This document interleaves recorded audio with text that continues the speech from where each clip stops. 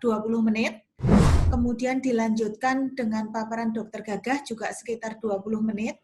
Nah, Bapak Ibu yang dan teman-teman sekalian yang mungkin sudah ada pertanyaan sepanjang Dokter Ratna ataupun Dokter Gagah memaparkan, silakan ditulis di kolom chat. Tapi bisa juga nanti menanyakan langsung. Jadi pada saat kita sesi berikutnya, sesi tanya jawab atau sesi diskusi bisa menanyakan langsung. Monggo Dokter Ratna, mungkin menyapa dulu sebelum saya tayangkan paparannya. Silakan Dokter Ratna.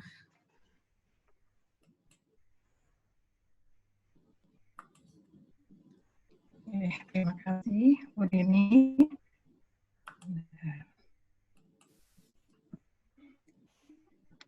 Ini sudah nampak untuk PowerPoint-nya ya, punyanya Dokter Ratna.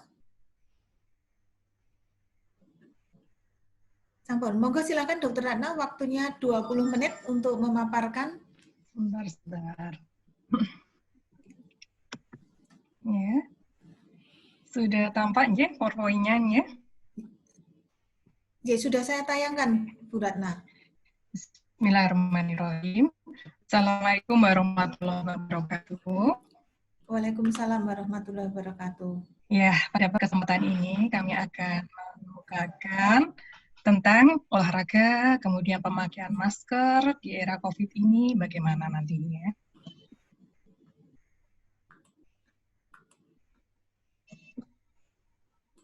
Ya, jadi kenapa olahraga? Karena banyak manfaatnya olahraga itu. Dan olahraga itu seharusnya dilakukannya sekali, kemudian enggak lama, tetapi dilakukan secara teratur dan terukur. Ya. Adapun manfaat dari olahraga antara lain untuk kebugaran jasmani, jadi bugar, tidak gampang capek meskipun melakukan aktivitas, merasa lelah, gampang kemudian untuk kembali bugar lagi, kembali segar lagi. Ya, meningkatkan kesehatan juga. Kemudian ada juga olahraga ini untuk kontrol berat badan. Ada untuk penurunan berat badan, kemudian juga buat untuk jantung dan paru-paru. Kemudian untuk ke sistem pernafasan, maka juga bermanfaat itu memudahkan kejaringan. Jadi oksigenasi jaringan lancar. Kemudian dari segi mental, psikis juga mempunyai manfaat, yaitu memiliki rasa percaya diri, kemudian tidak mudah emosi, jadi meningkatkan mood, ya. Kemudian juga bisa untuk life, jadi umur, jadi untuk perpanjang angka harapan hidupnya lebih lama.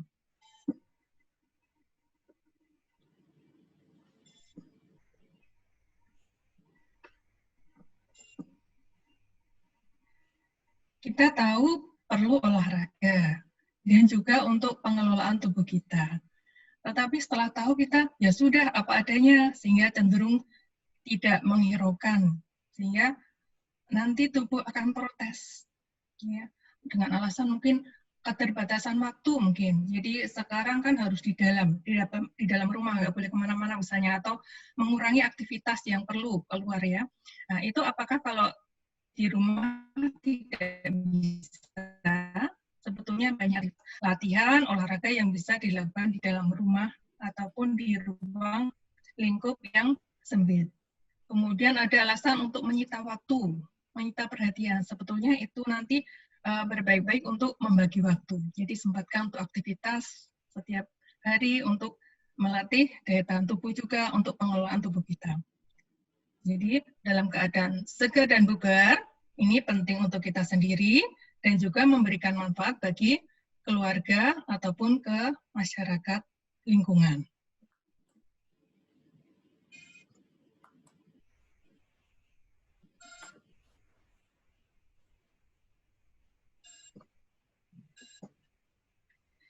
Jadi ini ada beberapa hal yang perlu untuk tubuh itu tetap sehat dan mempunyai stamina yang prima, yaitu kesadaran, kebiasaan akan diri kita sendiri untuk melakukan aktivitas tadi olahraga secara teratur dan terukur, kemudian juga pola atau gaya hidup sehat kita, ibadah dengan baik juga, kemudian dengan mengatur pola makan, itu baik konsumsi serat mungkin dari sayuran, kemudian dari buah organik, sehingga tubuhnya tetap sehat, menanya prima, dan harapannya harapan hidup juga akan meningkat. Seperti misalnya dipantau harapan hidupnya tinggi.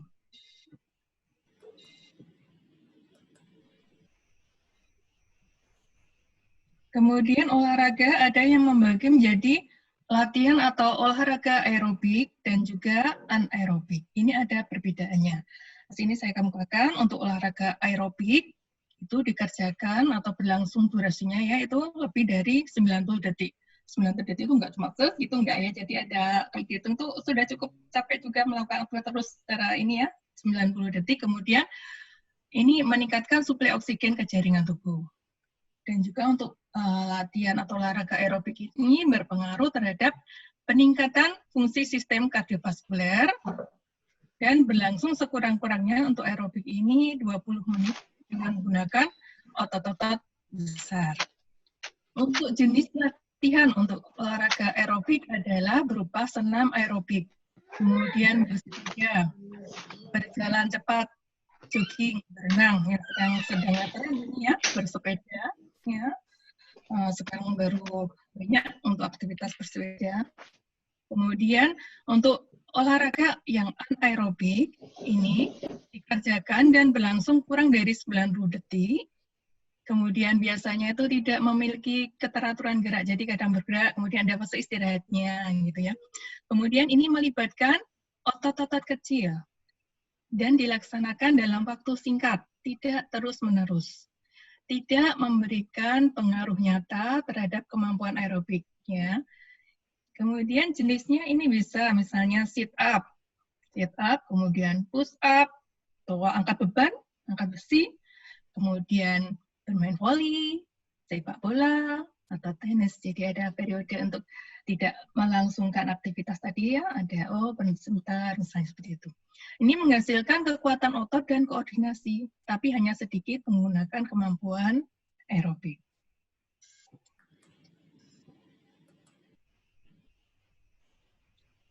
Bagaimana pengaruh latihan tadi pada orang yang berolahraga tadi, maka tubuh itu akan beradaptasi terhadap kebutuhan oksigen yang berulang dan pada saat latihan tadi. Kemudian juga jantung juga kerjanya, frekuensi jantungnya akan meningkat, usaha untuk kompensasi memompa tadi asupan nutrisi lewat darah tadi tercukupi.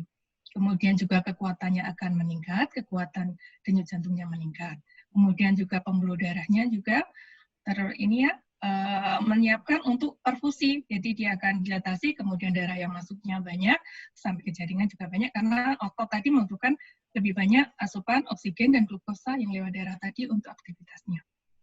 Kemudian ini akan tadi ototnya bekerja lebih efisien, kemudian menggunakan oksigen, tadi juga dalam penggunaan oksigen lebih efisien kalau sudah terlatih ya, dan tadi ada mungkin terlalu banyak lemak atau karbohidrat diturunkan ya dengan nanti mungkin dalam usaha untuk menurunkan berat badan misalnya atau mengurangi komposisi lemak tubuh ya. Olahraga akan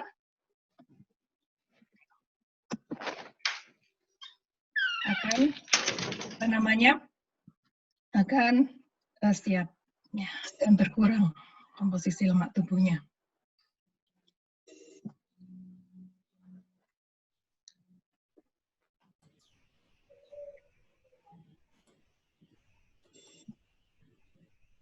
Ya, mohon maaf agak lambat ini. Tadi sudah ya, untuk aerobik tadi, untuk meningkatkan kemampuan jantung paru, melibatkan otot-otot besar seperti tungkai, lengan, bawah, kemudian harus beritama, kemudian ini akan meningkatkan tadi, dengan latihan aerobik akan meningkatkan kemampuan tubuh untuk mengolah oksigen dari luar tubuh, sehingga mampu menghasilkan tenaga yang sesuai untuk kebutuhan, baik tubuh itu dalam keadaan istirahat, maupun dalam menghadapi suatu stresor. Dan latihan ini perlu, tetapi harus diingat, latihan yang melampaui ambang batas. Jadi nanti ada batas kemampuan untuk atau batas maksimal orang denyut jantung misalnya untuk respon terhadap latihan itu berapa. Jadi latihan yang melampaui ambang batas ini akan nanti yang aerobik ya akan berubah dari bentuk aerobik tadi ke latihan yang anaerobik. Dan nanti pasca latihan tubuhnya tidak bugar lagi dan cenderung merasa capek, bahkan kerusakan jaringan. Bahkan latihan yang overdosis ya, melampaui batas ini bisa menimbulkan dampak yang negatif ke jantung misalnya, ke pembuluh darah, kemudian ke paru-paru ya. Jadi harus terukur dan latihan tadi sudah ada intensitas yang ditentukan, jadi tidak sembarangan. Ya, apalagi kalau biasanya tidak olahraga, kemudian tiba-tiba olahraga, intensitasnya tinggi, kemudian durasinya lama, ya. Dalam keadaan sekarang ini juga, jadi harus waspada.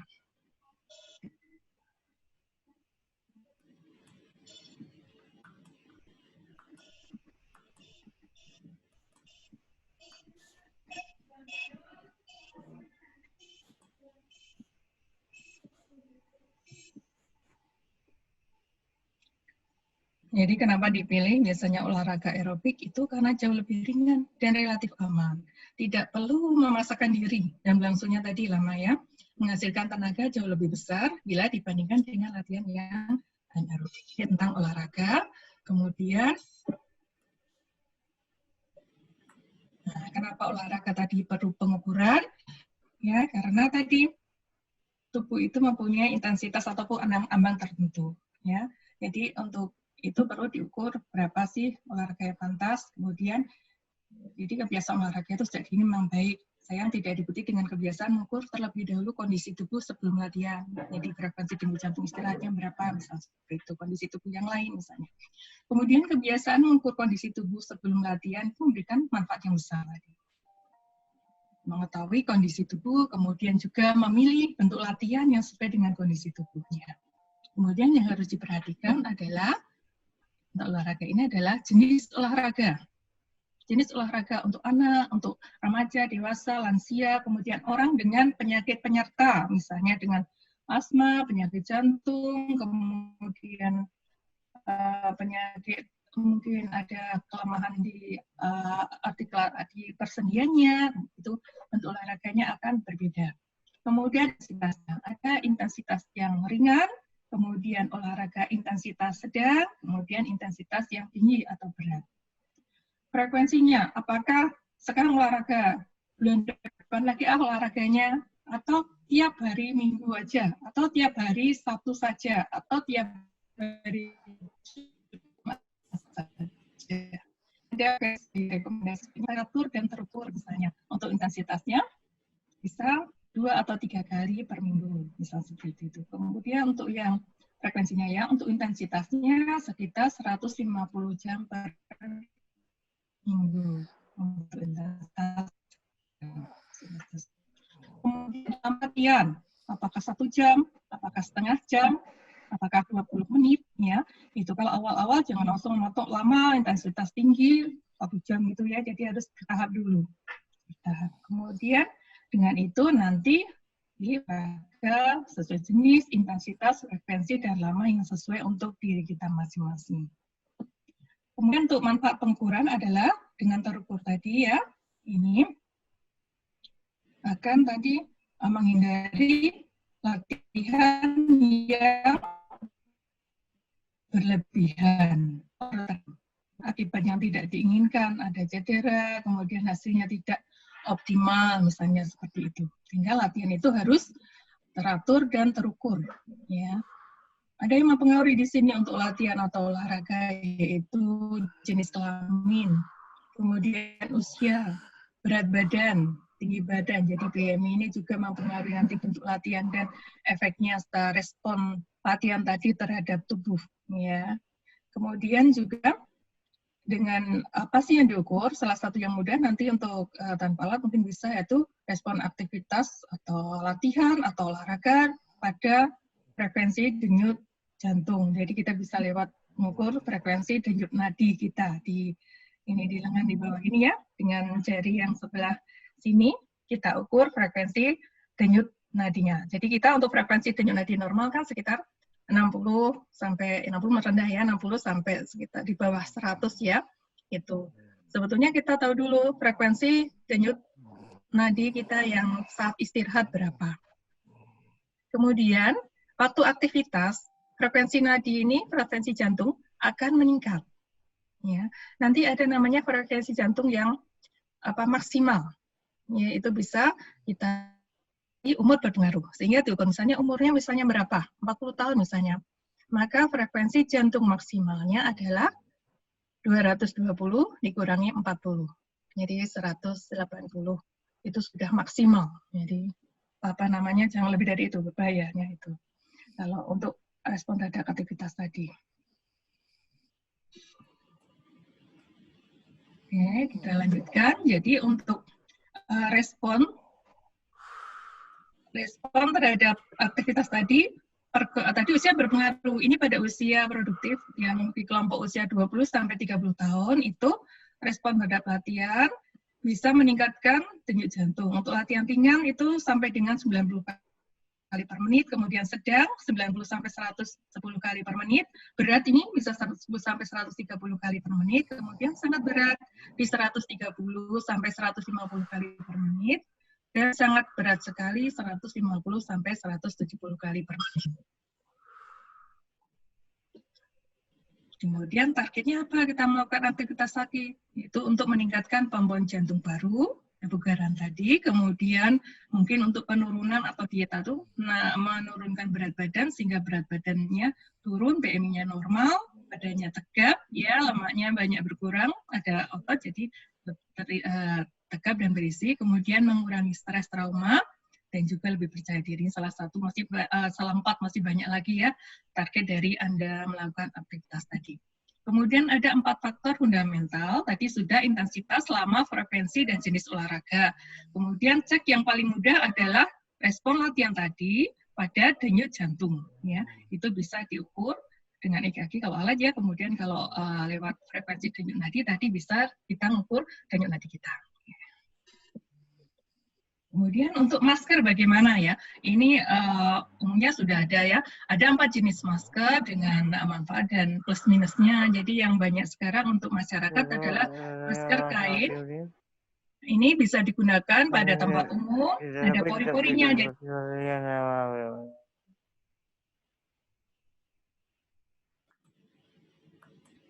Bu Ratna itu di-unmute Bu, tiba-tiba mute sendiri coba. Oke, silakan. Itu kok unmute lagi ya? Ya, sampun. Sampunnya. Jadi ada 4 jenis masker, ada masker kain, kemudian masker bedah, kemudian masker N95 dan untuk respirator ya, masker pada respirator. Untuk masker kain ini ada jenisnya macam-macam, ada yang selembar tipis itu ya, ada yang karakter itu dengan pori-pori yang lebar, kemudian ada masker yang 2 lapis, yang selapis tebal juga ada 2 lapis, kemudian ada yang 2 lapis, ada yang kemudian dikasih tisu di antaranya. Itu mempunyai kemampuan untuk filtrasi ataupun penyaringan berbeda-beda. Kemudian masker bedah untuk yang lebih kuat, pelindungan lebih kuat, ini juga lebih kuat.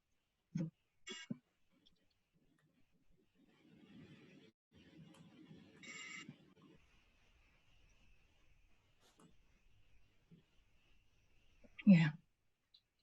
Jadi bagaimana kalau olahraga kita memakai masker di era seperti ini? Yang harus diperhatikan adalah tetap aman. Tetap aman dulu. Aman, kemudian nyaman. Jangan nyaman dulu, tapi aman dulu. Ya, jadi jangan mungkin kita lagi, wah ini ya, pakai ini kok enak ya, padahal itu mungkin tidak melindungi, tidak aman yang kita pilih tadi. Jadi aman dulu. Kemudian meskipun pakai masker, ya memang tidak senyaman saat kita olahraga dengan tanpa masker. Karena memang ada pertukaran udaranya terganggu ya. Tapi pilih aman dulu. Sehingga nanti jenis, durasi, intensitas, kondisi, dan riwayat itu akan kita bahas lagi. Okay. Untuk jenis masker, pilih jenis masker tadi yang kita harus aman dulu. Jadi menekan penurunan COVID. Ya. Masker kain itu ada pori-porinya, ya, tergantung ada yang tebal, ada yang tipis. Nanti pori-porinya kalau yang tipis kan lebih ini juga ya, yang pori-porinya lebih lebar. Ini lebih mungkin tidak sesak nafas saat olahraga, tapi yang pertama kali yaitu aman dulu. Jadi aman dulu. Kemudian durasi olahraga, ya. Olahraga berat dengan waktu yang lama, kemudian pakai masker itu juga hati-hati. Sehingga nanti dipilih bentuk olahraganya yang ringan sampai sedang saja. Tidak usah sampai berat kalau kita olahraga pakai masker. Kemudian intensitas. Jadi intensitas tadi dipilih yang intensitasnya ringan sampai sedang. Kondisi lingkungan. Kita bisa olahraga di dalam rumah juga bisa. Kalau di luar rumah, pilih tempat yang terbuka. Tempat yang sepi, dan ya tidak ada orang mungkin ya. Dan kalau ada misalnya jaga jarak, tetap pakai masker, kemudian tetap jaga jarak. Dan perlu diperhatikan juga olahraga untuk seseorang yang punya riwayat kesehatan, ada kelainan di jantung, kemudian di paru, ada penyakit paru obstruksi misalnya, dan penyakit yang lain. Itu harus hati-hati. Ya, ini lagi ngetren yaitu bersepeda dan jogging. Ini hasil penelitian. Jadi dengan jogging atau bersepeda kadang depan belakang bergerombol gitu ya. Ternyata ini ada istilahnya slipstream. Slipstream ya, slipstream. Jadi ini yang orang di depan dia tidak pakai masker apalagi ya, kemudian batuk atau itu bersin. Nah, ternyata banyak yang terhembus ke belakang ya. Nah, zona yang muncul di belakang seseorang ketika mereka sedang berjalan atau bersepeda itu akan menarik udara sedikit bersamanya dengan orang yang bergerak tadi. Jadi kayak nampani gitu ya, hati-hati gitu. Kemudian tadi ya bersepeda, kemudian harus jaga jarak. Jadi ada jaraknya itu kadang tidak sejajar tapi jauh, ada jarak, kemudian agak bersilangan gitu. Gitu ya. Mungkin itu saja yang kami sampaikan. Nanti mungkin diskusinya. Terima kasih. Mohon maaf ini di kami tidak begitu lancar internetnya. Ya, terima kasih. Wassalamualaikum warahmatullahi wabarakatuh. Waalaikumsalam warahmatullahi wabarakatuh. Terima kasih Bu Dr. Ratna yang telah menyampaikan. Dr. Ratna, ternyata yang mengikuti COVID Talk kita kali ini banyak ada yang dari Bogor, ada yang dekat-dekat dari Gunung Kidul, ada dari Badung, Bali, ada Puskesmas, Alabio, daerah mana ya? Saya kurang tahu juga ini. Klinik PKU Palu, kemudian ada Kalimantan Timur, kemudian ada yang dari Jogja, ada dari Papua. Ya, jadi banyak walaupun masih yang sedikit bergabung di bawah 40, tapi dari banyak daerah yang mengikuti kita. Bapak Ibu dan teman-teman sekalian sudah bisa mulai menuliskan di chat ya apa yang ingin didiskusikan dan ditanyakan sambil kita mengikuti paparan selanjutnya dari narasumber yang kedua, Dr. Gagah Buana Putra, spesialis jantung dan pembuluh darah. Dokter mau saya share atau dokter sendiri yang share? Coba saya share ya. Ya, saya gunakan multiple sudah bisa mestinya.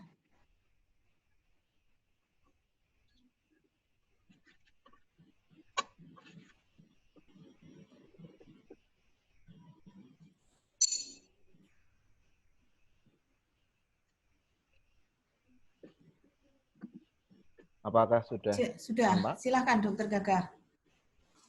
Baik. Assalamualaikum warahmatullahi wabarakatuh. Waalaikumsalam warahmatullahi wabarakatuh. Ya, untuk pada kesempatan kali ini saya akan memberikan pemaparan sedikit. Sebenarnya tidak terlalu berbeda dengan Dr. Ratna, tapi mungkin ada penekanan di sana-sini dengan keluhan beberapa pasien, terutama pasien jantung, karena pasien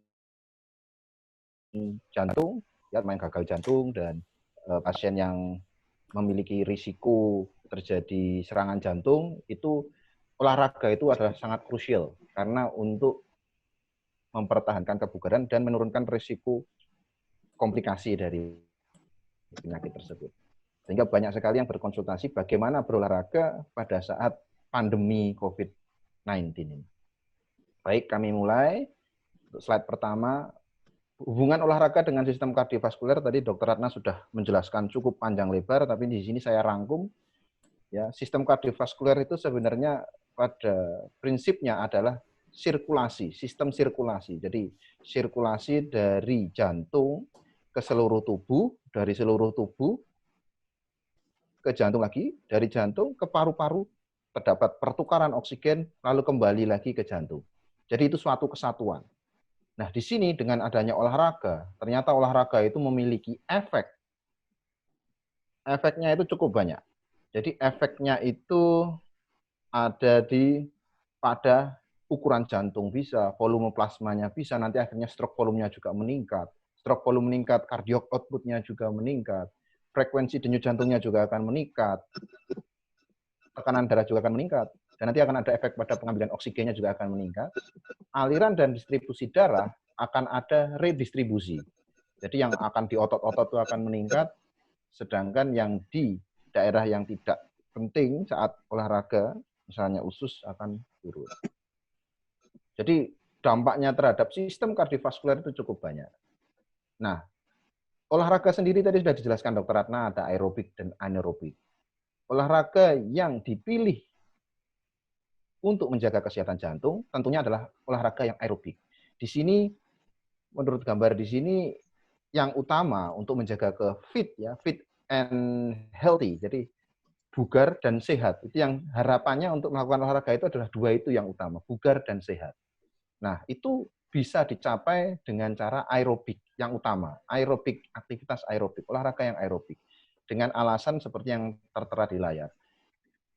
Dia akan menghasilkan energi yang lebih banyak dan akhirnya meningkatkan kapasitas fungsional dari seseorang. Nah, di sini yang umum dilakukan adalah berenang, bersepeda, dan jogging. Jadi bukan berlari sprint, tapi jogging atau jalan cepat. Jadi itu adalah kegiatan aerobik. Menurut rekomendasi dari American Heart Association, di sini disarankan adalah melakukan kegiatan aerobik moderate intensity. Jadi yang intensitasnya sedang itu adalah 150. Ini minimal. Jadi cukup. Apalagi pada masa pandemi ini, nilai minimal inilah yang sebaiknya dipenuhi. Kalau sudah dipenuhi ini sebenarnya sudah sangat baik. Ya, 150 menit saja itu dalam per minggu. Jadi tidak perlu berlebihan karena resikonya nanti kita akan membahas ke belakang. Atau ini bisa juga diganti dengan yang vigorous. Jadi yang lebih berat lagi selama 75 menit per minggu. Atau bisa dikombinasi. Ada moderate-nya, ada vigorous-nya. Dan jangan lupa ditambahkan dengan penguatan otot. Nah, ini contohnya adalah angkat beban, ya, weightlifting, ya, dengan dumbbell itu, atau bisa juga dengan push up, sit up. Itu dilakukan 2 hari per minggu saja, dengan durasinya 30 menit saja, sekitar itu saja. Itu sudah cukup untuk mendapatkan kebugaran yang terjaga dan sehat. Ya, tidak menjadi atlet. Kalau atlet beda lagi. Jadi kita tujuannya, targetnya kita sepakat untuk menjaga kesehatan jantung, sehat dan bugar adalah dengan saran ini sudah cukup. Nah, yang berikutnya adalah kurangi duduk. Nah, di sini bukan olahraga, tapi aktivitas fisik. Jadi berjalan, ya, berdiri, melakukan kegiatan apapun, yang penting tidak duduk. Ya, itu diperbanyak. Jadi apalagi kalau dalam kondisi pandemi seperti ini, kita sering sekali untuk duduk. Aktivitasnya fisik itu sangat berkurang. Nah, ini bisa diatasi kalau kita mengerti. Nah, jadi cukup hanya dengan begini saja. Jadi tidak harus olahraga, keluar, dan lain-lain. Tidak. Ya, cukup olahraganya 150 menit, 75 menit yang untuk vigorous. Dan ini nanti bertahap ditingkatkan. Jadi tidak bisa kalau apalagi yang kita baru mau memulai olahraga, itu tidak usah berlebihan, langsung punya target seminggu 300 menit. Nah, itu tidak usah. Jadi bertahap, 150 menit bagaimana? Dievaluasi. Oh, ternyata sanggup kuat. Ya, kita tingkatkan. Dan ini nanti penting dengan hubungannya dengan masker. Jadi untuk kita rangkum, untuk olahraga ini tujuannya adalah fit dan sehat. Dan gunakan prinsip FITT, yaitu frekuensi, time, dan type. Tipe. Tadi sudah dibahas banyak oleh Dr. Ratna. Jadi untuk menentukan olahraga apa yang cocok, kita pakai ini. Dan hindari overtraining tadi, karena ini sangat dampaknya cukup berat. Tidak usah targetnya terlalu tinggi. Kita dari kecil-kecil, tapi nanti rutin dilakukan. Nah, sekarang problemnya, sehingga dari sini kita dapat kesimpulan bahwa ayo kita harus berolahraga, karena sangat baik untuk menjaga kesehatan dan kebugaran. Tapi bagaimana saat pandemi ini?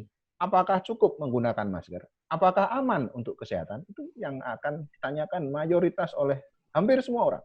Karena apalagi yang sudah biasa berolahraga, itu akan sangat ada rasa kehilangan. Karena kalau kita itu sudah lama tidak berolahraga, kebugaran kita juga akan menurun. Nah, itu akan sangat terasa bagi orang yang rajin berolahraga. Seperti kita ketahui, kalau kita berolahraga dengan masker, itu pasti ada rasa tidak nyaman. Itu pasti, tidak bisa dipungkiri. Tetapi sesuai dengan protokol, ya, saya tinggalnya di Jogja, ini ada protokol kesehatan di Jogja, di sini ada poin adalah bahwa penggunaan masker itu menjadi wajib. Ini juga saya ambil dari Surabaya, bahkan dijelaskan ada berbagai macam masker, terus kita pakai masker yang mana.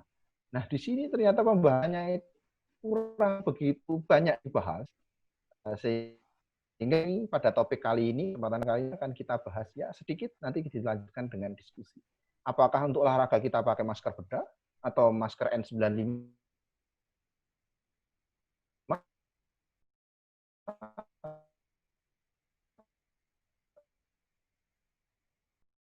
atau masker kain? Apakah bisa seseorang itu berolahraga dengan exercise?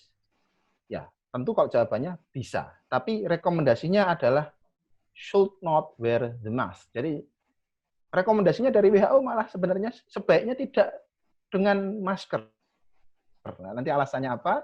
Di sini sudah jelaskan. Salah satunya adalah keringat. Keringat itu akan membuat masker menjadi basah. Nah, ketika basah, maka mikroorganismenya akan tumbuh lebih mudah.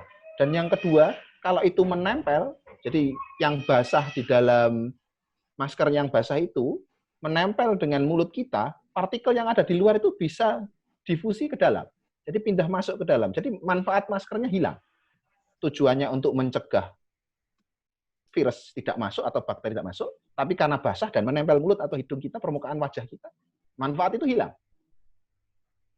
Nah, sehingga yang ditekankan oleh WHO dan banyak pembahasan, jurnal dan lain-lain adalah dengan fenomena slipstream tadi yang sudah dijelaskan Dr. Ratna, adalah menjaga jarak. Jadi physical distancing, ya itu yang paling utama saat berolahraga pada saat pandemi ini. Ketika sebelum pandemi, olahraga dengan masker sebelum pandemi, olahraga akan meningkatkan frekuensi kita bernafas. Kebutuhan oksigen tubuhnya meningkat. Nah, oleh karena itu usaha bernafas kita juga akan banyak, sehingga kita akan tarik nafas lebih dalam, mengeluarkan lebih dalam, dan kadang sampai terbatuk-batuk. Kalau kita mempunyai virus, maka yang tersebar keluar, dropletnya akan lebih banyak lagi, berkali-kali lipat. Bisa lebih, bahkan bisa sampai 4, 8 kali lipat dari kalau kita tidak berolahraga, tidak sedang berolahraga. Begitu pula dengan kemampuan kita menghirup. Karena frekuensi nafas meningkat, sehingga frekuensi partikel yang akan kita hirup, oksigen, bahkan kalau ada bakteri ya bakteri, virus, kalau ada virus-virus akan terhirup juga akan meningkat. Sehingga resikonya juga akan meningkat. Nah, sedangkan masker, kalau kita pakai masker, masker itu akan menghambat aliran udara oksigen ke paru-paru. Ya, sedangkan padahal kita butuh oksigennya meningkat. Nah, sehingga saat sebelum pandemi, masker itu tidak direkomendasikan untuk digunakan saat berolahraga. Setelah pandemi, maka kita harus melihat pro kontra, karena terhadap tadi sudah disebut Dr. Ratna adalah keamanan. Kita safe dulu, kita safety dulu. Safe itu maksudnya apa? Kita tidak berolahraga itu tidak terus meninggal, itu tidak. Tapi kalau kita kena COVID, itu akan sakit.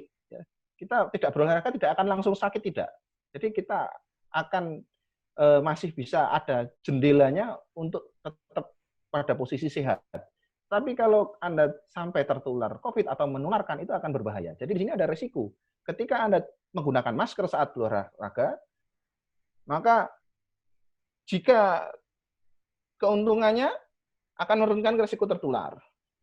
Ya, menurunkan risiko menularkan, lebih maksimal. Tapi risikonya kok tidak menularkan, tertular virus, menurunkan virus, hipoksia, lelahnya lebih cepat, dan butuh adaptasi. Seseorang misalnya, seorang atlet. biasanya tidak pakai masker, sekarang pakai masker, maka dia akan merasa kok kondisi badannya tidak lebih bugar. Ya, akan menurun rasanya. Nah, ini butuh adaptasi lagi untuk kembali seperti semula. Bahkan di olahraga itu ada ada training, ada latihan dengan masker itu ada. Jadi memang dibuat dia memang lack of oksigen, kurang oksigen supaya meningkatkan kebugarannya. Tapi ini masih kontroversial. Nah, apalagi untuk pasien-pasien kami yang ada penyakit jantung dan paru.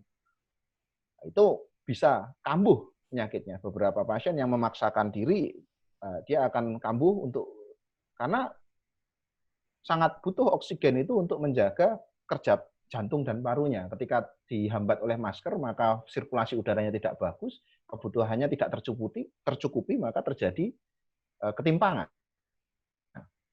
Nah, sehingga bagaimana selanjutnya? Di sini menurut pengalaman dan setelah membaca referensi, ada win-win solution-nya. Ini saya rangkum. Bagaimana kalau kita melakukan olahraga dengan masker? Maka kalau kita melakukan olahraga dengan masker, syaratnya adalah berhenti saat muncul gejala hipoksia. Dan kita harus sadar kita membutuhkan suatu adaptasi. Dan pilihan masker yang kita pilih harus yang perlekatan masker wajahnya harus konsisten.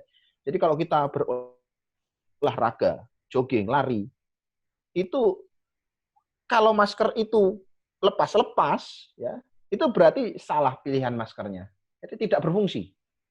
Mending tidak pakai masker gitu. Jadi pilih masker yang pelekatannya konsisten. Itu yang utama.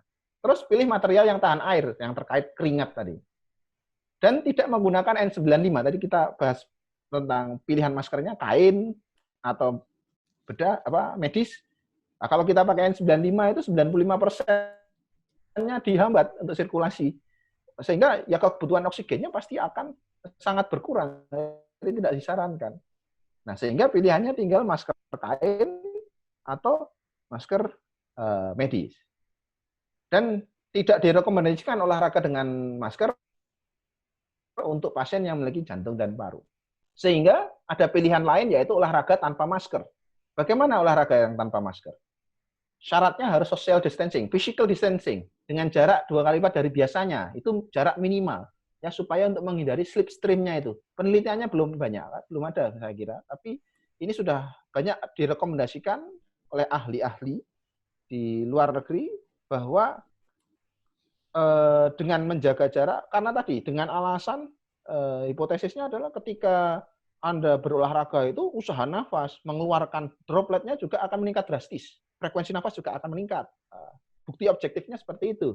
Nah, sehingga kalau Anda hanya melakukan jarak 1 meter dan lain-lain, terlalu banyak itu resikonya. Sehingga dilakukannya sebisa mungkin di tempat yang tidak ada orang asing atau resiko tertular. Jadi mungkin dengan sesama keluarga dan lain-lain yang kita sudah yakin tidak mengidap COVID, atau malah sendirian, atau malah di dalam rumah saja. Ya, karena seperti yang kita bahas di awal tadi, rekomendasinya itu tidak muluk-muluk. Untuk supaya tubuh itu fit and healthy, bugar dan sehat, itu cukup melakukan aktivitas fisik 150 menit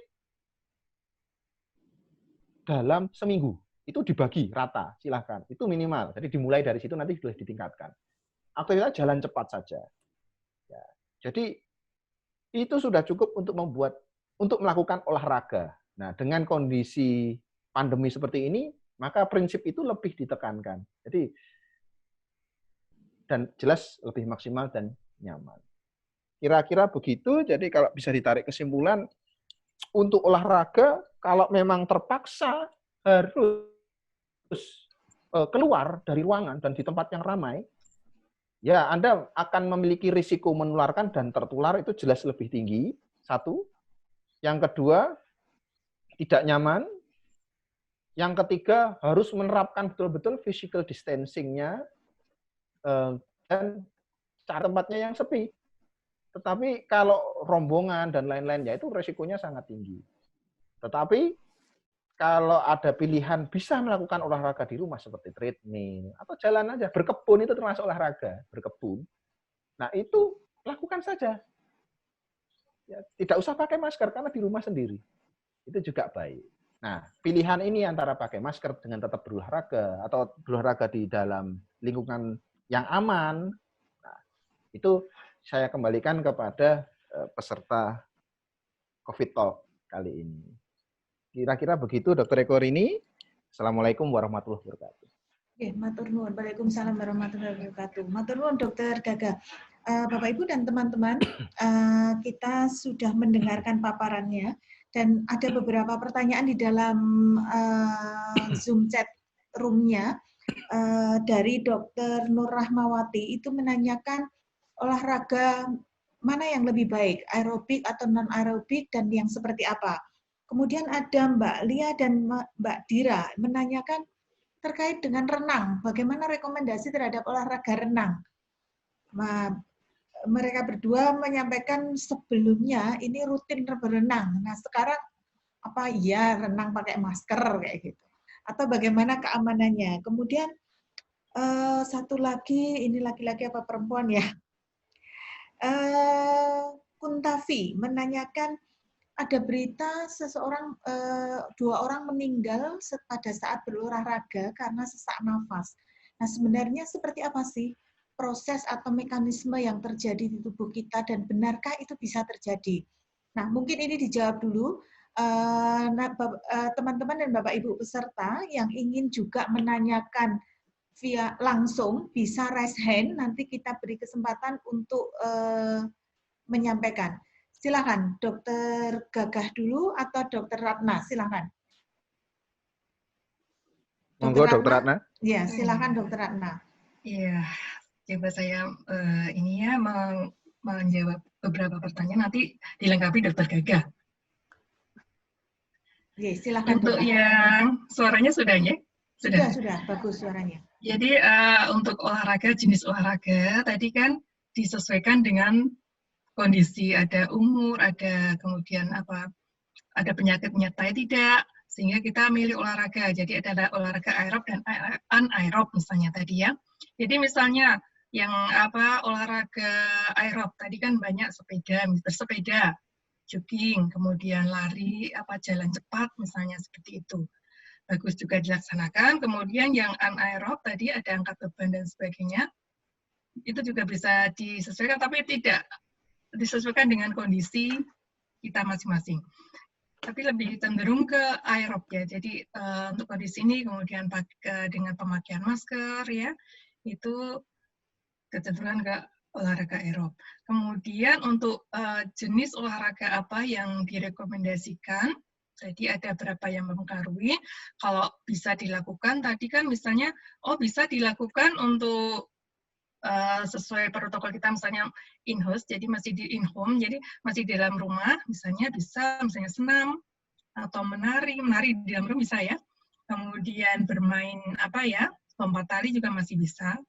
Itu masih bisa dilaksanakan di dalam rumah. Kemudian kalau mau agak ke depan, misalnya ke depan ke halaman kita. Jadi kalau kami misalnya ya tiap pagi itu kita jalan kaki keliling komplek perumahan aja. Kan pagi-pagi masih sepi ya. Ya itu. Kemudian setelah itu kalau kurang naik sepeda, ya keliling komplek aja. Jadi masih sepi, nggak ketemu yang lainnya. Seperti itu. Itu misalnya masih bisa dilakukan olahraga-olahraga seperti itu. Kemudian berapa lama waktunya? Tadi kan terkait dengan sebaiknya yang ringan, kemudian sedang, bertahap. Tadi Dokter Gaga juga sudah menyampaikan ya, jadi olahraga itu jangan langsung karena semakin semangatnya. Dulu kan saya atlet, dulu kan sebelum COVID ini saya sering latihan setiap hari misalnya. Langsung mendadak misalnya, tinggi lama, kemudian langsung intensitasnya sedang ke tinggi, ya itu jangan. Jadi bertahap. Bahkan dengan duduk tadi kan, dengan duduk itu bisa Anda melakukan aktivitas olahraga, jadi digerak-gerakkan punggungnya, kemudian posisi ini kaki, tungkai, nah itu bisa digerakkan, relaksasi, ya itu bisa dilakukan. Gitu. Kemudian untuk yang berenang, tadi Dokter Lia ya, Bu Lia, untuk berenang saat ini bagaimana? Masih ada beberapa pendapat. Salah satunya menyatakan bahwa bisa atau aman, tapi dengan bersyarat. Jadi misalnya salah satu syaratnya adalah jaga jarak. Baik di dalam air, di waktu berenang, ya, di kolam renang, maupun di luarnya. Salah satunya harus jaga jarak. Kemudian juga prosedur untuk pencegahan COVID juga tetap dilakukan. Tapi sayangnya kalau misalnya kolam renang dibuka, kolam renang umum dibuka atau pantai dibuka, ya berenang itu biasanya atau kita ke pantai itu biasanya terus banyak, itu yang dikhawatirkan begitu. Jadi terus berbanyak, bergerombol, kemudian juga kita tidak tahu sanitasi dari air di kolam renang. Kalau kolam renangnya kolam renang pribadi mungkin terjadi. Kalau kolam renang umum itu ya memang sudah ada sterilisasi atau usaha misalnya dikasih klorin dan sebagainya. Kemudian ada bukti juga bisa untuk pencegahan itu. Tapi bukti selanjutnya mungkin perlu dikaji lagi. Itu untuk yang berenang. Mungkin berenangnya pilih tempatnya mungkin Bu. Kemudian tadi ya. Kemudian yang pertanyaan selanjutnya tadi mengenai olahraga dengan masker tiba-tiba tadi meninggal ya kalau nggak salah ya. Iya betul. Meninggal tadi? Ya. Itu harus dicari apa ya?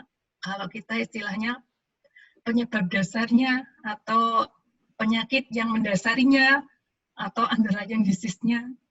Apakah gara-gara pakai masker? Maksud sih pakai masker terus begitu, apa karena olahraganya atau olahraga pakai masker, maksud seperti itu. Jadi kita secara ini menyeluruh dulu. Jadi yang mendasari itu apa? Jangan-jangan misalnya tidak sesuai tadi, tidak sesuai atau orang tersebut sebetulnya menderita membawa atau punya riwayat kelainan. Tapi juga kadang tidak dianggapnya sehat, tetapi karena aktivitasnya tadi mendadak, kemudian olahraga dengan intensitas berlebihan dalam waktu yang lama, pakai masker juga ya, kan tadi udah intensitasnya berlebihan, overdosis, bisa overtraining gitu ya. Nah itu tanpa atau melampaui salah satunya ya, batas maksimal denyut jantung tadi salah satunya, itu juga akan menyebabkan suatu efek yang sangat merugikan, ya. Baik itu mungkin ada ke arah pernafasan, ke arah peredaran darah, mungkin ke arah jantung. Jadi untuk apakah sampai karena kegiatan olahraga saat COVID pakai masker dengan terus meninggal itu, jangan langsung kita, kalau pakai masker itu berarti nggak bagus. Jangan. Jadi harus dicari cara menyeluruh penyebab dasarnya atau underlying disease-nya. Mungkin nanti Dr. Gagah bisa menambahkan lebih lanjut yang spesifik, mungkin silakan. Oke, terima kasih Dr. Ratna. Dr. Gagah, mungkin dilanjutkan. Ada tambahan 2 pertanyaan ini, Dok. Dari Mbak Ida Siti Khotijah Sepanjang, Rumah Sakit Siti Khotijah Sepanjang. Ini Rumah Sakit Muhammadiyah yang paling banyak kasus COVID-nya sampai saat ini. Ya. Jadi merawat pasien COVID maksudnya. Nah, ini olahraga indoor memakai masker. Bagaimana? Kemudian yang kedua dari Pak Masud Arif dari Luwu, Sulawesi Timur, dari jauh ini. Pencak silat bagaimana menggunakan masker? Silakan Dr. Gagah. Baik, terima kasih. Untuk pertanyaan yang pertama tadi, aerobik versus anaerobik, ya tergantung tujuannya. Kalau tujuannya adalah untuk sehat dan bugar, aerobik pilihannya, terutama kesehatan jantung. Tapi kalau untuk penurunan berat badan, mengurangi lemak, membentuk tubuh, ya itu memang anaerobik pilihannya. Jadi tergantung tujuannya. Tidak ada yang lebih bagus, tapi tergantung tujuannya apa. Dan untuk olahraga yang disarankan ya yang paling bisa dilakukan. Kalau Anda bisa melakukan sepeda ya bersepeda, bisa jalan kaki, jalan cepat, bisa berenang. Mana yang paling nyaman, yang paling cocok dengan Anda. Jadi dipilih olahraga yang paling cocok. Terus pertanyaan kedua untuk berenang. Berenang jelas tidak bisa pakai masker. Ya, dan penularan di kolam renang itu masih belum ada penelitian yang sangat tinggi karena ditutup semua. Jadi tidak bisa diteliti bagaimana penularan di kolam renang. Tapi secara logika, kalau kolam renang dibuka, bahkan pantai dibuka, itu perkumpulan orang itu sangat banyak. Jadi berkumpul. Dan physical distancing itu sangat sulit dijaga karena melihat bertubrukan dan lain-lain di kolam renang itu sangat sering. Dan banyak yang batuk, banyak pertukaran droplet, dan lain-lain. Jadi memang resikonya sangat tinggi. Nanti belum lagi di ruang ganti. Di ruang gantinya bagaimana, dan lain-lain. Sehingga renang memang dalam kondisi saat ini saya pribadi kurang menyarankan, karena ada yang lebih mudah. Jadi tadi yang sesuai Dr. Ratna tadi di pertemuan pertama, penjelasan pemaparan pertama adalah safety dulu. Dan dari penjelasan saya tadi, olahraga yang paling mungkin dulu. Jadi dari sistem safety-nya, prinsip safety-nya itu yang diutamakan. Keamanan dulu yang diutamakan. Nah, setelah itu baru kenyamanan. Ya, kalau pengennya renang, sabar dulu, lihat kondisi. Atau punya kolam renang sendiri, ya monggo. Begitu. Terus yang ketiga, sesak nafas meninggal. Seseorang meninggal dunia itu paling sering karena gagal jantung, henti jantung mendadak. Sorry, maaf, bukan gagal jantung, tapi henti jantung mendadak. Nah, henti jantung mendadak penyebabnya banyak. Bisa dari metabolisme, karena serangan jantung bisa, karena sesak nafas, karena gagal jantung akut juga bisa. Jadi penyebabnya ada banyak. Nah, kalau olahraga dengan masker meninggal yang viral, ya itu seperti Dr. Ratna sampaikan tadi, penyebabnya apa dulu? Paling sering dia punya komorbid atau ada penyakit penyerta, penyakit yang mendasari. Misal sebagai contoh analogi, Anda gagal jantung, terus kemudian lari 3 kilo per menit dengan masker N95, ya sesak nafas. Nah, sesak nafas tidak segera ditolong, ya bisa meninggal. Ya, jadi begitu logikanya. Jadi memang cari aman dulu. Kalau memang ada problem ya olahraganya yang terjangkau saja, bahkan bergerak, berkebun yang saya sampaikan tadi, berkebun itu termasuk olahraga juga, aktivitas ringan. Boleh dicek di situsnya WHO. Ya, kemudian pertanyaan keempat tadi dari sepanjang bagaimana dengan indoor dengan masker? Nah, saya ulang tadi bahwa kita itu ketika pakai masker pun itu droplet dan lain-lain itu akan tetap keluar. Kita juga menghasilkan CO2 yang banyak. Semakin bagus masker kita, harapannya adalah untuk menjaga supaya virus tidak masuk, tapi udara yang keluar itu juga banyak tertahan. Nah, udara yang keluar itu adalah CO2. Kalau CO2 terlalu banyak itu juga tidak baik. Nanti namanya hiperkapnia, jadi akan terhirup lagi. Nah, itu juga tidak bagus. Sehingga olahraga dengan masker itu memang sebelum pandemi itu tidak direkomendasikan. Nah, sekarang terpaksa olahraga indoor. Kenapa kok sport center, kolam renang itu dibukanya terakhir-terakhir? Itu karena alasannya ini. Karena ketika kita beraktivitas yang berat, apalagi kan kalau di indoor misalnya gym, itu aktivitasnya berat. Frekuensi nafas akan meningkat, denyut jantung sangat meningkat, ada treadmill, dan dilakukan bersama-sama orang. Itu ada satu orang saja yang tidak patuh, tidak pakai masker, atau tadi yang saya bilang maskernya itu tidak konsisten, menutup, tidak rapat, nyebar semua. Satu ruangan akan beresiko untuk tertular COVID-19. Jadi memang resikonya untuk olahraga indoor cukup tinggi. Ya, sehingga ya safety dulu kalau saya. Safety dulu. Kita utamakan safety-nya daripada kenyamanan. Toh olahraga yang lain, yang penting tujuannya apa? Fit, bugar, and healthy, atau sehat. Jadi itu saja yang kita cari untuk sekarang, cari aman. Nah, yang kemudian yang kedua, yang kelima, maaf, pencak silat. Untuk pencak silat dengan masker. Ya seperti tadi, pencak silat dengan masker. Saat pencak silat, ketika usaha aktivitasnya pencak silat itu kan termasuk bertanding ya. Jadi selain frekuensi nafas juga meningkat, frekuensi jantung juga meningkat. Sehingga perlu oksigennya juga meningkat karena ada adrenalinnya. Kita bertanding. Nah, ketika bertanding, maka ya pertukaran udaranya harus bagus. Kalau tidak nanti konsentrasi akan menurun, cepat lemah, jadi tidak maksimal. Harapan Anda berolahraga juga akhirnya tidak tercapai dengan baik. Hasil akhirnya adalah overtraining. Jadi resikonya cukup besar. Kalau memang mau pencak silat ya dipastikan tidak mengidap, malah tidak pakai masker kalau bisa, tapi yakinkan tidak sakit. Nah, itu yang makanya akan sulit ketika untuk kita berdiskusi tentang olahraga-olahraga yang saling berhubungan, yang berkompetisi, indoor, dan itu sangat sulit untuk diskusinya. Beberapa punya pendapat sendiri-sendiri. Tapi kalau saya pribadi, safety dulu seperti yang tadi disampaikan Dr. Ratna. Mana yang bisa mungkin, kalau memang terpaksa harus seperti itu, ya silakan. Paling tidak lakukan rapid test untuk memastikan awal, kontak tracing-nya juga dilakukan, kalau memang terpaksa dilakukan. Nah, untuk masker, kalau memang tetap dilakukan dengan masker, ya ini misalnya Anda lingkungan yang mengharuskan tetap, bagaimana ini? Saya harus tetap ikut olahraga ini karena ini suatu pekerjaan saya, maka pakai masker memang pilihan. Jadi dengan memakai masker syaratnya pilih masker yang konsisten menutup. Dan anti air, jadi yang tidak mudah lepek kena air. Nah itu, pilihannya itu. Pilih masker yang seperti itu. Karena apa? Daripada tidak pakai masker, safety-nya lebih aman pakai masker. Nah, cuma nanti yang harus Anda antisipasi adalah Anda akan merasa lebih lemah, lebih tidak fit, dan lain-lain saat melakukan olahraga tersebut. Nah, itu butuh adaptasi. Nanti dengan adaptasi akan jadi normal kembali, tapi butuh waktu yang lama adaptasinya. Jadi tidak terus seperti umumnya kemampuannya. Jadi mesti ada akan penurunan. Nanti boleh dibuktikan.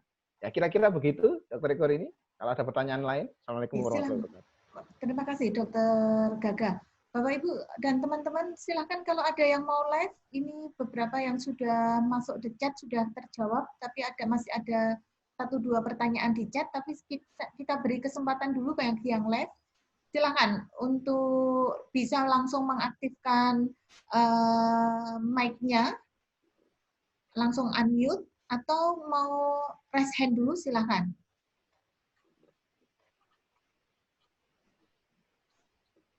Silakan Bapak Ibu dan teman-teman yang mau menyampaikan langsung dengan suaranya. Assalamualaikum. Ya, Pak Darusman ya, dari Ya, Bapelkes. Dari Bapelkes Aceh, Bu. Dari Bapelkes Aceh. Silakan Ya. Bapak. Izin Pak Gagas mau nanya. Ya, silakan. Ya. Mungkin agak didekatkan mic-nya Bapak, biar agak lebih keras lagi. Ya. Ya, Mas. Ya, silakan Pak. Jadi seharusnya pemakaian masker yang safety itu gimana? Karena dari WHO juga katanya harus 5 lapis. Nah, persoalannya kalau seorang itu ada gangguan pernapasan, gimana nih ceritanya nih? Ada yang harus 5 lapis supaya lebih safety. Seharusnya menurut standar yang bagaimana pemakaian masker, sehingga masyarakat tidak bingung. Terima kasih Mas Gaga. Assalamualaikum. Waalaikumsalam. Terima kasih Pak. Waalaikumsalam warahmatullahi wabarakatuh. Silakan, ini ditujukan ke Dokter Gagah sepertinya. Langsung menyebutnya nama Dokter Gagah. Ya, siap. Silakan. Oke, Bapak Darusman. Untuk pemakaian masker, memang ada fit and proper-nya. Jadi ada yang kondisi apa yang cocok. Ya, seperti tadi masker kain itu ketika kondisinya aman. Jadi Anda hidup di lingkungan yang misalnya zonanya masih kuning, yang jauh dari risiko penularan COVID, tapi tetap harus pakai masker karena untuk jaga-jaga. Dia penyaringan udaranya masih bagus dan lain-lain. Itu masker kain 1 lapis cukup. Tapi ketika Anda hidup dengan risiko di zona merah misalnya, masker 2 lapis lebih baik. Nah, untuk masker 3 lapis itu untuk medis. Masker 5 lapis itu hampir tidak bisa bernafas. Atau misalnya N95 itu, dia bisa menyaring 95% partikel. Ya. Nah, di situ hanya dipakai bahkan untuk tenaga medis dipakainya ketika untuk merawat pasien yang sudah positif COVID-19. Nah, terkait lapis-lapisan begitu dengan olahraga. Atau aktivitas sajalah, tidak usah olahraga. Makin tebal lapisannya, makin sulit Anda bernapas. Prinsipnya seperti itu. Nah, sekarang tinggal peruntukannya. Untuk apa? Anda posisinya di mana? Kalau Anda ketemu dengan pasien, maka medis. Minimal 2 kalau untuk Indonesia. 3 lebih baik. 3 lapis. Tapi untuk yang lebih dari itu, memang N95. Jadi pada prinsipnya tergantung resiko tertularnya. Resiko tertular virus ini. Kalau resikonya di lingkungan Anda tinggal, atau Anda bekerja, kok resikonya rendah, kain cukup. Tapi kalau resikonya banyak, ya Anda tingkatkan ke masker yang berlapis-lapis tadi, masker medis. Tetapi ketika Anda harus merawat, berarti resikonya sangat tinggi, maka N95 pilihannya. Kira-kira begitu Bapak Darusman. Ya, saya konfirmasi sebentar Mas Gagas. Jadi saya ini kan trainer media suara saya. Jadi ketika saya memberikan penyuluhan kepada masyarakat, supaya masyarakat itu tidak bingung, seharusnya seperti penjelasan Mas Gagas tadi, dilihat situasi kondisi. Nah, sekarang di Aceh, kasus ini terus meningkat. Hari ini hampir 70 pasien yang positif. Terus meningkat. Mungkin juga bisa dilihat di media. Nah, ini seharusnya kalau saya memberikan penjelasan kepada masyarakat dalam penyuluhan Kesmas, itu nanti saya menyampaikan sesuai dengan Mas Gagas sampaikan. Lihat kondisi, situasi. Ketika daerah itu kuning, boleh 1 lapis saja. Ketika sudah merah, zonanya sudah merah, mungkin bisa 2 lapis. Tapi yang kami dengar di media massa selama ini, itu standar yang disampaikan oleh WHO 5 lapis. Itu dipergunakan untuk tenaga medis yang di rumah sakit. Masyarakat cukup 1 lapis saja. Begitu Mas Kekas? Ya, betul Bapak. Ini yang saya pahami seperti itu. Oke, terima kasih Mas Gagas. Assalamualaikum warahmatullahi wabarakatuh. Waalaikumsalam Terima warahmatullahi kasih wabarakatuh. Pak Darusman. Ada lagi yang raise hand, Mbak Rini. Silakan Mbak Rini bisa unmute. Halo, ya silakan Mbak Rini. Assalamualaikum. Waalaikumsalam warahmatullahi wabarakatuh. Silakan ditujukan kalau sudah ada tujuannya, Dokter Ratna atau Dokter Gagas, silakan. Untuk Dokter Rana. Ya, Assalamualaikum Dok. Untuk pilihan olahraga usia 50 gitu, kira-kira yang aman itu apa Dok? Makasih. Ya, terima kasih Bu Rini. Dokter Ratna, silahkan dokter. Ya, terima kasih Bu Rini ya. Untuk usia 50 tahun ya. Untuk usia 50 tahun, sudah dan menerima kita masih banyak jenis olahraga yang bisa kita lakukan. Jadi misalnya Ibu suka aerobik misalnya ya, aerobik. Tapi usahakan jangan yang langsung yang head impact ya, jadi yang low impact atau yang sedang aja sudah cukup. Kemudian kalau misalnya usia 50 tahun, kemudian ada berat badan yang overweight atau sudah obes, jangan yang banyak menghentak-hentak ya, menghentak-hentak atau banyak yang akan ada gerakan-gerakan yang banyak loncat jumpingnya misalnya seperti itu. Jadi usahakan itu diminimalkan. Kemudian bisa olahraga jalan kaki gitu. Jalan kaki itu sederhana, tetapi kalau kita melangkahkan kaki kita ya rutin 10.000 langkah per hari itu bermanfaat sekali, atau sebisanya lah bertahap bisa kita lakukan. Jadi tadi ada senam, tapi jangan yang langsung yang high impact ya, yang low impact aja. Kemudian jalan kaki, berenang juga bisa. Kalau biasanya bisa berenang ya, kemudian bersepeda juga bisa. Kemudian hindari ada olahraga yang perlu posisi yang susah ya. Kadang kalau tidak terlatih ya, jangan langsung tiba-tiba melakukan gerakan tersebut misalnya karena ingin misalnya mengecilkan perut misalnya ya, atau pengen sekali segera menurunkan berat badan. Ya, itu tolong bertahap. Jadi bertahap, teratur, terukur tadi perlu. Jadi itu ya. Demikian Dokter Rana. Ya, sudah. Ya. Bu Rini masih ada yang mau dikonfirmasi kepada Dokter Ratna? Bu Rini? Atau cukup? Ya, Bapak Ibu dan teman-teman sekalian, silakan kalau masih ada yang mau menyampaikan langsung atau melalui raise hand dulu, silakan. Kalau tidak ada, di chat masih ada satu pertanyaan, atau mungkin silakan kalau tidak menginginkan langsung, tapi via chat juga bisa. Tapi pertanyaannya masih dari Mbak Ida, dari Rumah Sakit Siti Khotijah Sepanjang, agak di luar konteks kata beliau. Apakah low back pain direkomendasikan untuk melakukan exercise dengan yoga? Silakan. Silakan, ini bisa Dokter Ratna mungkin ya? Ya. Monggo Dokter Ratna. Ya, sedikit ya. Kalau penelitian atau pakar biasanya kalau low back pain itu yang sudah ini ada bukti ilmiah mungkin dengan berenang ya. Berenang itu ada peningkatan signifikan keluhan low back pain tadi dengan olahraga berenang. Kemudian kalau olahraga senam atau ini juga bisa dengan posisi tertentu. Untuk yoga itu juga menurut saya yoga itu banyak sekali ininya ya gerakannya. Ada gerakannya itu bermacam-macam. Jadi ada yang saya pernah membaca itu yoga untuk penderita low back pain dengan posisi-posisi tertentu ya, itu ternyata mempunyai efek, bahkan juga penelitian ya, hasil penelitian ya, mempunyai efek untuk menurunkan keluhan low back pain tadi. Jadi ada bentuk atau jenis gerakan yoga yang berefek baik terhadap low back pain. Itu jadi dari apa literatur yang pernah saya baca, kemudian dari penelitian juga ada begitu. Jadi mungkin gerakan-gerakannya harus spesifik. Tapi mungkin ada juga yang berpendapat karena beberapa penelitian ya, ternyata kurang cocok milih berenang misalnya seperti itu. Jadi itu. Mungkin Dokter Gagah. Terima kasih. Atau Dokter Gagah mau menambahkan, silakan Dokter Gagah. Buatan, ampun. Oh, cukup. Moga Bapak Ibu, kita masih punya waktu cukup panjang, sekitar 25 menit ke depan. Jadi silakan ada yang disampaikan lagi, kita diskusikan.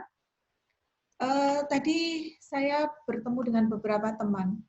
Ya, di masa pandemi ini mungkin banyak kita mendengar juga di tempat-tempat kerja, usaha itu menurun dan lain sebagainya, sehingga perekonomian menurun, bahkan di individu sebagai individu atau keluarga, mungkin pendapatan kita menurun, tapi kita melihat harga sepeda itu ternyata naik. Yeah. Ya, harga sepeda itu ternyata naik, dan kalau saya perjalanan dari rumah ke kantor, itu banyak sekali menemukan atau berpapasan dengan orang-orang yang sekarang olahraganya memilih sepeda ternyata. Padahal tadi Dokter Ratna juga menjelaskan seperti itu, dan banyak juga yang tidak pakai masker ternyata bersepeda itu. Mungkin karena terengah-engah seperti tadi Dokter Gagah jelaskan ya, terengah-engah, kemudian nafasnya semakin cepat kayak gitu, mungkin menjadi tidak nyaman menggunakan masker. Padahal tadi clue-nya itu aman itu dipilih lebih dulu dibanding nyaman.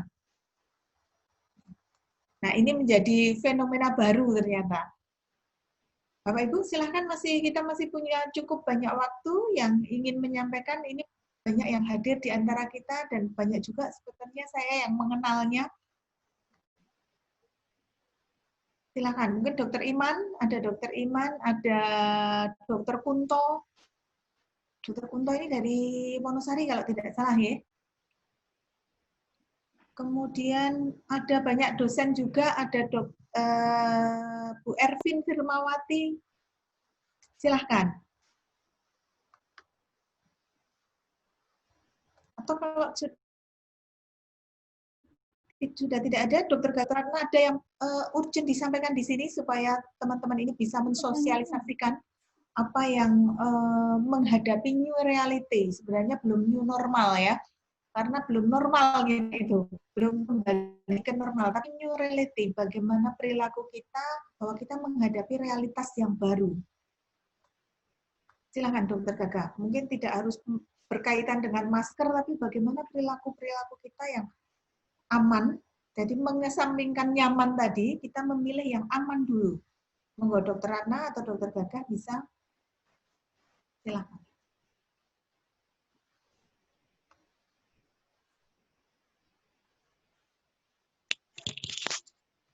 Halo. Ya, ini Dokter Kunto ya.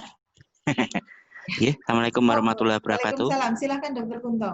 Ya, saya sangat setuju tadi kaitan dengan yang disampaikan adalah kita berpikir adalah aman dulu. Tapi kalau bisa dinyamankan ya dibuat nyaman. Nah, itu terpikir dari apa pemikiran itu lah. Kalau kenapa kok kita lari-lari keluar rumah kan merasa nyaman melihat suasana. Nah, kalau kita misalnya di rumah pakai treadmill, terus pakai Google VR itu kan di Google sudah banyak aplikasi yang kita kayak lari pakai jogging pakai treadmill tapi kayak lari-lari di luar lapangan di tempat-tempat yang suasananya bagus. Lah itu kira-kira gimana ya, Dok? Monggo, mau Dokter Gagah dulu atau Dokter Ratna? Atau Dokter Ratna dulu? Ya, terima kasih Dokter Kunto. Jadi kalau di rumah terus memang bosen ya. Jadi mungkin juga bisa ya kita olahraga sambil tadi ya menyenangkan hati kan meningkatkan juga mood. Ya. Jadi kita bisa tadi Jadi di komplek itu ada jalan gitu, kita pagi itu kan masih sepi ya, jadi bisa keliling dengan sepuasnya setengah jam atau 15 menit sudah lumayan ya. Kemudian kalau mau ke lingkup yang luar lagi, apalagi sekarang lagi sedang ngetren tadi, Bu Rini mungkin bersepeda, ya. Menurut saya tetap tadi aman dulu ya. Jadi prosedur atau standar keamanan diri terhadap COVID ini tetap harus kita pegang. Kemudian nyaman dalam artian misalnya tadi ada pemilihan masker misalnya ya, kan masker ada masker kain yang seperti apa, kemudian kalau kita sepi tidak ada orang gitu, kalau kita berpawasan dan sebagainya harus tetap tadi ya, harus tetap prosedurnya kita pakai, kemudian nyaman, syukur-syukur aman dan nyaman itu saya setuju sekali. Jadi kadang kadang tren itu kadang ini sekali ya, kayak kita ingin banget itu ya, kok ini trennya sedang bareng-bareng lagi, bersepeda, kemudian lah pada waktu ngumpul, kemudian di tempat tujuan ngumpul atau tujuan kita bersepeda tadi sampai, lah sekarang selfie itu justru malah dibuka, atau pas ngomong itu ya dibuka, atau pas di jalan ketemu banyak rombongan itu kan ya kita nggak tahu, sepertinya sehat tapi kita harus waspada juga ya karena kondisinya belum benar-benar normal. Jadi kita aman dan baru nyaman atau syukur-syukur aman dan nyaman tadi. Itu menurut saya. Dokter Gaga. Terima kasih Dokter Ratna. Kadang-kadang memang terjadi seperti itu ya, berpapasan atau bertemu teman itu begitu dekat malah dibuka, katanya nggak kenal nanti kalau atau nggak tahu siapa kita kayak gitu. Jadi sengaja maskernya malah dibuka kayak. Dokter Gaga, sambil nanti menjawab yang tadi, ada satu pertanyaan lagi, ini terkait penderita asma. Apakah berbahaya jika berolahraga menggunakan masker walaupun olahraga ringan? Silakan Dokter Gaga. Baik, jadi untuk yang treadmill dengan VR tadi, ya kalau treadmillnya di rumah sendiri tidak ada orang lain, ya tidak ada masalah. Tidak ada masalah. Itu usaha yang cukup baik, saya kira. Terus yang kedua, untuk pertanyaan berikutnya, terkait penderita asma. Seperti yang sudah disampaikan tadi, bagi penderita penyakit jantung dan paru-paru, ya, asma ini termasuk penyakit paru-paru, itu sebenarnya tidak direkomendasikan untuk berolahraga dengan masker. Nah, di sini pertanyaannya adalah olahraga ringan. Jadi olahraga ringan itu sebenarnya disebutnya adalah aktivitas fisik. Jadi untuk olahraga ringan itu ya yang saya sebut tadi adalah dengan aktivitas fisik itu sangat boleh dilakukan, tidak ada masalah dengan masker. Tetapi kalau olahraga yang sedang, berat, itulah yang kalau dengan masker, resiko-resiko gangguan pernafasan, sesak, dan lain-lain itu akan meningkat.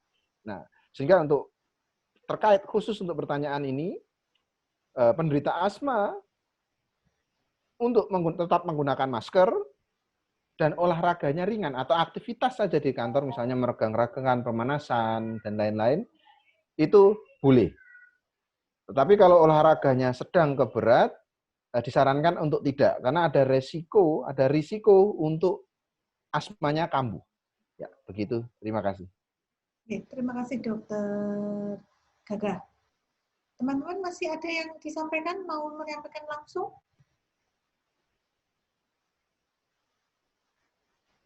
Saya lihat ada dari Dokter Nur Rahmawati, ini dari ID Kabupaten Bogor.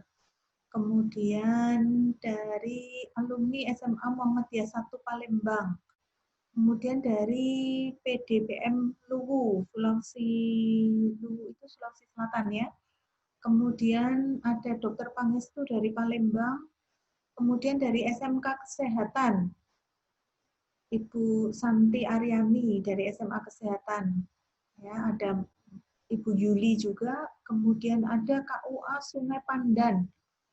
Kemudian dari UMY ada beberapa, kemudian dari Alab Puskesmas, TKM Puskesmas ya, Alabio, Papua. Jadi jauh-jauh juga peserta kita COVID Talk hari ini. Silakan, masih ada yang mau menyampaikan langsung di chat sementara sudah tidak ada yang bertanya. Mungkin ada yang lebih senang langsung supaya interaktif, silakan Bapak Ibu. Biasanya ada Dokter Lia ini sering bertanya langsung ini. Dokter Lia Anggraini. Dokter Lia, ada yang mau disampaikan, Dokter Lia?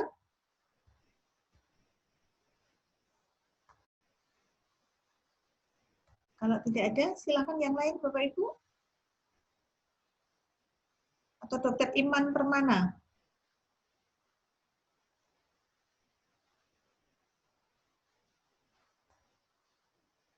Monggo, kalau tidak ada, mungkin kita kembali ke Dokter Ratna. Mungkin bisa menyampaikan semacam pesan-pesan atau closing statement untuk pertemuan kita hari ini. Kita masih punya waktu sekitar 9 menit untuk menuju pukul 14.30. Silakan Dokter Ratna, pesan-pesan yang ingin disampaikan sebagai closing statement pada pertemuan hari ini. Tapi sebelumnya Dokter, ada satu yang pertanyaan lagi di chat, tapi katanya di luar tema. Kalau di rumah itu perlu nggak pakai masker, Dok? Ya, ini dari Ibu Zahia, KUA Sungai Pandan, Kabupaten Hulu, Sungai Utara, Kalimantan Selatan. Silakan Dokter, Dokter Ratna menyampaikan sedikit jawaban di sini dan nanti sekaligus menyampaikan pesan sebagai closing statement untuk pertemuan kita hari ini. Monggo Dokter Ratna.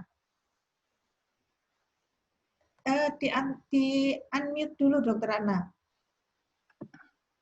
Monggo silahkan. Ya, kalau ini pertanyaan dari Ibu Yahya tentang penggunaan masker di dalam rumah, apakah tetap perlu menggunakan masker?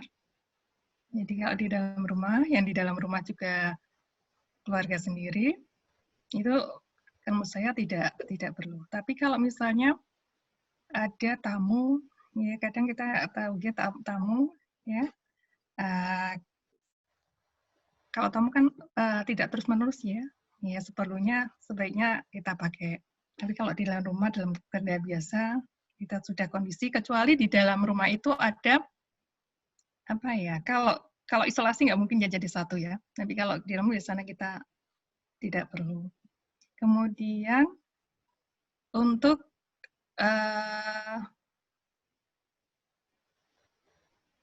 kondisi kalau sekarang ini mungkin sedikit dari saya tetap jaga kondisi, silakan beraktivitas tapi tetap menjaga jarak, kemudian tetap pakai masker karena sudah ada beberapa yang sudah mulai berkumpul, kemudian penggunaan maskernya pakai tapi diturunkan atau pakai hidungnya terbuka, kemudian kadang dipakai, kadang tidak, padahal tadi berbicara ataupun berkontak dengan orang lain. Jadi lindungilah diri kita dan juga orang lain.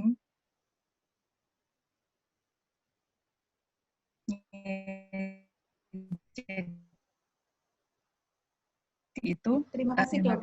Mungkin ada yang perlu disampaikan sebagai jawaban yang pertanyaan yang terakhir. Sekaligus juga saya mintakan pesan-pesan Dokter Gagah kepada kita yang bisa kita sosialisasikan atau bisa kita edukasikan kepada masyarakat lain sebagai closing statement dari Dokter Gagah. Silakan Dokter Gagah. Baik. Jadi untuk jawabannya, untuk pemakaian masker seperti yang Ibu lihat, saya di rumah tidak pakai masker, ya sama dengan jawaban Dokter Ratna.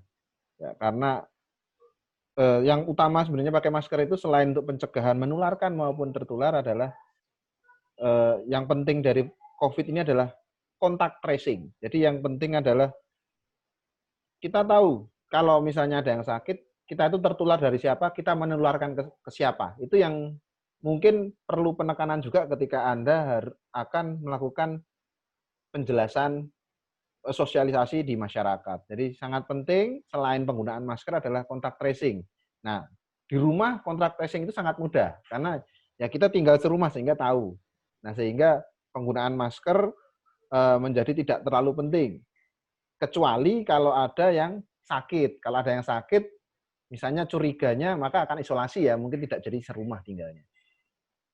Oke, nah terus untuk closing statement, yang utama olahraga itu penting. Sesuai judul kita hari ini, olahraga itu penting untuk menjaga dua hal, kebugaran dan kesehatan.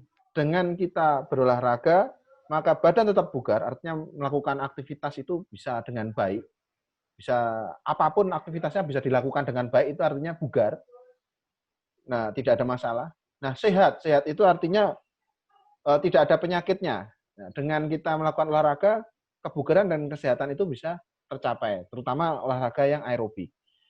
Nah, pesan yang kedua adalah untuk olahraga ini kita pilih dengan prinsip FITT tadi. Jadi kita pilih yang paling nyaman dan disesuaikan kondisi sekarang, di mana keamanan nomor 1. Sehingga pilihan yang paling mungkin, yang paling logis untuk saat ini adalah olahraga di dalam rumah atau di dalam lingkungan rumah kalau punya halaman. Atau saat kondisi sepi, yang tidak banyak orang asing. Nah, itu Anda lakukan olahraga. Karena apa? Dengan berolahraga, resiko menularkan maupun tertular akan meningkat dibanding Anda tidak berolahraga. Sehingga aman lebih nomor 1, olahraga dipilih yang aman, ya tadi yang di lingkungan sekitar rumah saja. Nah, berikutnya adalah pemilihan masker saat olahraga. Pemilihan masker olahraga harus dipilih yang masker itu tidak banyak kita betulkan. Kalau kita banyak membetulkan posisi masker, itu berarti maskernya tidak cocok dipakai untuk olahraga. Nah, seperti tidak pakai masker nanti jatuhnya. Begitu kira-kira pesan saya. Jika tetap mau berolahraga, terpaksa pakai masker, ya pilih masker yang tidak terlalu tebal. Karena olahraga, apalagi yang aktivitas berat, membutuhkan pasokan oksigen yang cukup banyak. Karena tujuan berolahraga adalah pertukaran oksigen itu, oksigen nanti akan diolah menjadi energi. Kalau pasokan oksigennya nggak banyak, malah CO2 dihirup lagi, maka manfaat olahraganya jadi tidak tercapai, atau kurang tercapai, kurang maksimal tercapai. Jadi begitu kira-kira pesan dari saya. Jika ada kesalah kata, mohon maaf sebesar-besarnya. Wabillahi taufiq wal hidayah. Wassalamualaikum warahmatullahi wabarakatuh. Waalaikumsalam warahmatullahi wabarakatuh. Terima kasih Dokter Gaga. Jadi beberapa hal Bapak Ibu dan teman-teman peserta COVID Talk seri ke-45 ini, mungkin sedikit saya rangkum apa yang disampaikan oleh Dokter Ratna dan Dokter Gaga, bahwa olahraga memang kita butuhkan. Tetapi kebutuhan olahraga kita bisa melihat tadi sesuai dengan tujuan kita. Apakah kita kebutuhan olahraga itu untuk apa? Pada prinsipnya olahraga adalah untuk sehat dan bugar. Kemudian yang kedua, kebutuhan olahraga itu paling sekitar 75 sampai 150 menit per minggu, sehingga kita memilih dulu yang aman dan kemudian kita memilih yang nyaman bagi kita. Kemudian beberapa hal tadi yang dipesankan adalah masker. Bagaimana kita menggunakan masker? Waktu-waktu menggunakan masker, tempat di mana kita menggunakan masker, jenis masker yang kita gunakan. Kemudian tentu yang tidak kalah pentingnya, bagaimana kita menggunakan masker itu sendiri. Bapak, Ibu, dan teman peserta COVID Talk ini, kita bernapas melalui hidung dan mulut, sehingga yang kita tutup adalah hidung dan mulut. Sehingga menggunakan masker yang dipelorotkan, misalnya hanya mulut saja yang tertutup, itu belum menggunakan masker dengan benar. Kemudian yang kedua adalah tetap menjaga jarak, atau menjaga kontak fisik juga. Jarak mungkin terjaga, tapi kemudian kita bersalaman, kemudian mungkin berpelukan, cipika-cipiki, nah ini belum menjaga kontak fisik. Jadi tidak hanya kita menjaga jarak,